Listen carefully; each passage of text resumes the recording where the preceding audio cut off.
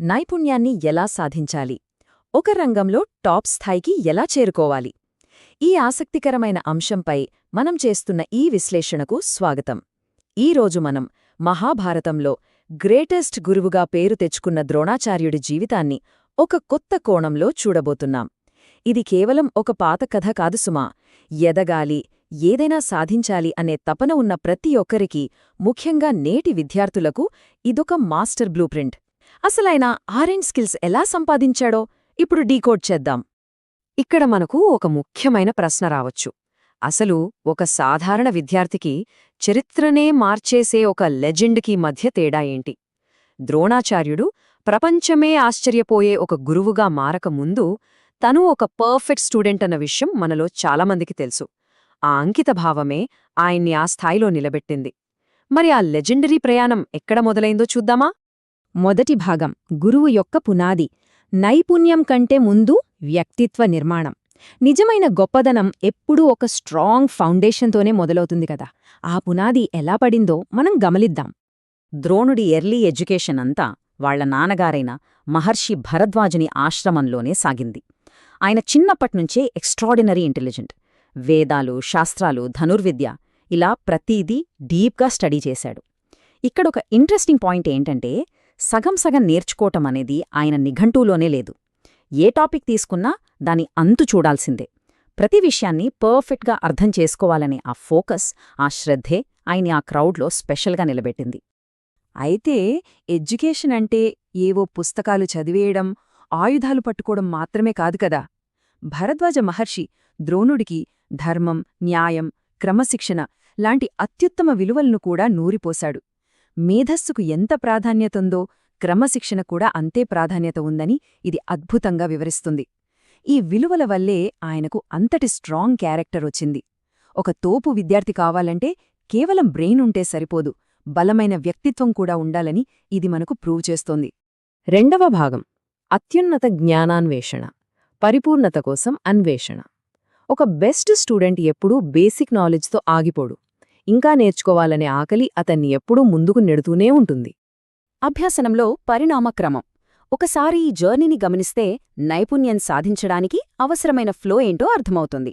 మొదట తండ్రి దగ్గర ఫౌండేషన్, ఆ తర్వాత పరశురాముని దగ్గర అస్త్రశస్త్రాల సీక్రెట్స్, ఆపై రియల్ వరల్డ్లో కష్టాలు పడటం, ఫైనల్గా హస్తినాపురంలో రాజగురువు అవ్వడం.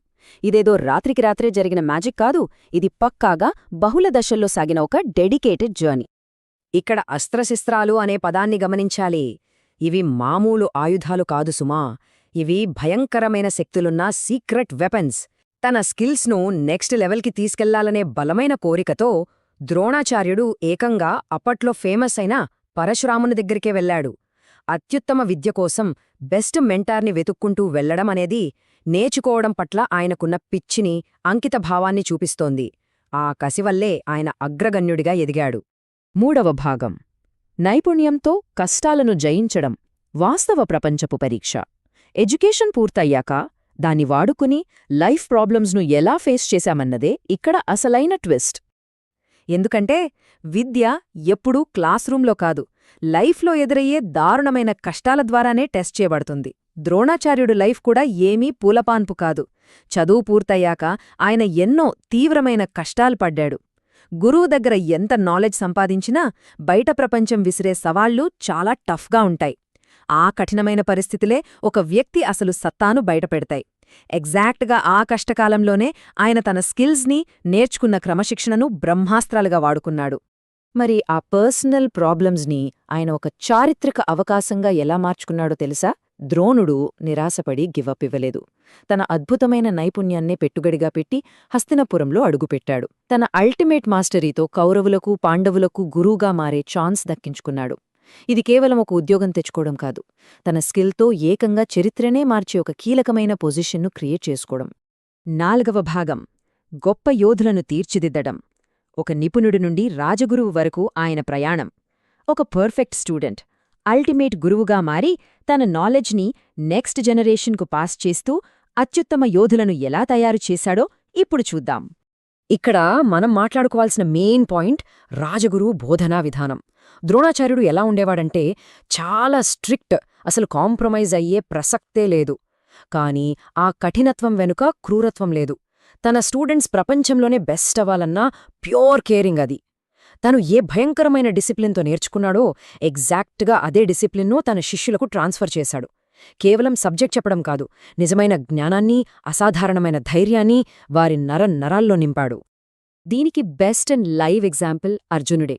తన శిష్యుల్లో అత్యంత ప్రతిభావంతుడైన అర్జునుడి మీద ఆయన చూపించిన అపారమైన ప్రేమ, ఇచ్చిన కఠినమైన ట్రైనింగే అతన్ని వరల్డ్స్ గ్రేటెస్ట్ ఆర్చర్ని చేసింది. ఒక మాస్టర్ యొక్క లెగసీ అనేది ఆయన శిష్యుల విజయాల ద్వారానే బ్రతికుంటుంది అనడానికి ఇదొక అద్భుతమైన ఉదాహరణ. స్ట్రిక్ట్ ట్రైనింగ్ మరియు అపారమైన ప్రేమ కలిస్తే ఎలాంటి మిరాకిల్స్ జరుగుతాయో ఇక్కడ మనకు క్లియర్గా అర్థమవుతుంది. 5వ భాగం విద్య యొక్క నిజమైన అర్థం, తరతరాలకు సరిపడా జ్ఞానం. మనమీ విశ్లేషణ ముగింపుకు వచ్చేశాం. ఇదంతా చూశాక అసలు ఎడ్యుకేషన్కున్న డీపర్ మీనింగ్ ఏంతో మనం ఖచ్చితంగా గ్రహించాలి. విద్య అంటే విల్లును ఎలా ఎక్కుపెట్టాలో నేర్చుకోవడం మాత్రమే కాదు కదా, ఊరికే కేవలం జ్ఞానాన్ని పొందడం వర్సెస్ జ్ఞానాన్ని సరిగ్గా ఉపయోగించడం. ఊరికే ఫ్యాక్ట్స్ గుర్తుపెట్టుకుని మన స్వలాభం కోసం స్కిల్స్ నేర్చుకుంటే అది వృధా. ఆ నేర్చుకున్నదాన్ని పక్కా డిసిప్లిన్తో, పట్టుదలతో ఉపయోగించి కష్టాలను జయించడం, 10 మంది జీవితాలను మెరుగుపరచడమే అసలైన జ్ఞానం. ద్రోణాచార్యుడి నాలెడ్జ్ కేవలం ఆయన కోసమే ఉండిపోలేదు, ఏకంగా మహాభారత గీతినే మార్చిన యోధులను తయారు చేయడానికి ఉపయోగపడింది. సరైన క్యారెక్టర్ లేకుండా కేవలం స్కిల్స్ ఉంటే ప్రయోజనం సున్నా అని ఇక్కడ స్పష్టంగా తెలుస్తోంది కదా. పట్టుదలతో నేర్చుకున్న విద్య జీవితాన్ని విజయవంతం చేస్తుంది. బేసిక్గా ఇది స్టోరీ సారాంశం. కష్టపడి సంపాదించిన నాలెడ్జ్ ఎప్పటికీ వేస్ట్ అవ్వదు.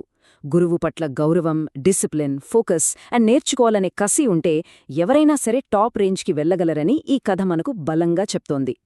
స్కిల్స్ పెంచుకోవాలి అనుకునే ప్రతి స్టూడెంట్కి, ప్రతి ఒక్కరికి ఇదొక పవర్ఫుల్ అండ్ ఇన్స్పైరింగ్ మెసేజ్. ముగింపుగా ఒక లోతైన ఆలోచనతో దీన్ని కంక్లూడ్ చేద్దాం. జ్ఞానం ప్రపంచాన్ని మారుస్తుంది అనడంలో డౌట్ లేదు, కానీ దాన్ని సరిగ్గా ఉపయోగిస్తేనే. సో మనమొకసారి ఆలోచించాలి. ద్రోణాచార్యుడు తన జ్ఞానంతో ఒక జనరేషన్నే తీర్చిదిద్దాడు. మరి మనం నేర్చుకుంటున్న స్కిల్స్, ఆ నాలెడ్జ్ను కేవలం స్వలాభం కోసమే వాడుతున్నామా, లేదా ఒక గొప్ప డిసిప్లిన్తో మన చుట్టూ ఉన్న ప్రపంచంపై ఒక పాజిటివ్ ఇంపాక్ట్ చూపించడానికి వాడుతున్నామా? ఇది ప్రతి ఒక్కరం వేసుకోవాల్సిన ప్రశ్న. ఆ ఒక్క ప్రయత్నమే మనల్ని ఆర్డినరీ నుంచి ఎక్స్ట్రార్డినరీకి తీసుకెళ్తుంది. ఈ వివరణ ద్వారా అద్భుతమైన విషయాలు తెలుసుకున్నారని ఆశిస్తూ సెలవు.